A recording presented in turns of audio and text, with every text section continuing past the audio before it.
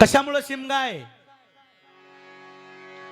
हिरण्यकश्यपूची होलिका नावाची भगिनी, ऐका, हिरण्यकश्यप नावाचा दैत्य ज्याने प्रल्हादाला हत्तीच्या पायाखाली दिलं, तेलाच्या कढईत टाकलं, खोल दरीत टाकलं, तरी प्रल्हाद संपत नाही.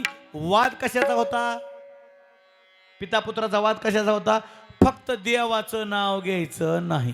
म्हणजे याचा अर्थ नामस्मरण देवदेव करायला जे अडचण आणतात ते हिरण्यकश्यपाच्या अवताराची लोक जन्माला आली.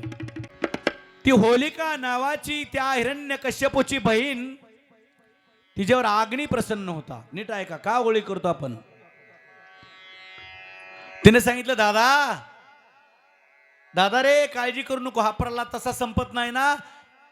मी याला मांडीवर घेऊन लाकडाचं सरंडरच त्याच्यावर मांडीवर घेऊन बसते आणि धाड धाड धाड मला पेटवून दे. मला अग्नीची भीती नाही, मला वरदान आहे, मला अग्नी पोळणार नाही. तू फक्त त्या प्रल्हादाला माझ्या मांडीवर बसव आणि अग्नीच येतो, बघू कसा मरत नाही. प्रल्हादाला मांडीवर घेतलं, भलं मोठं सरंडर असलं आणि धाड धाड धाड अग्नी पेटवला.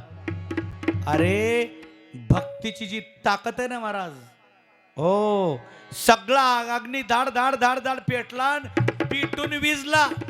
होलिकाची होळी झाली, फक्त प्रल्हादच शिल्लक राहिला.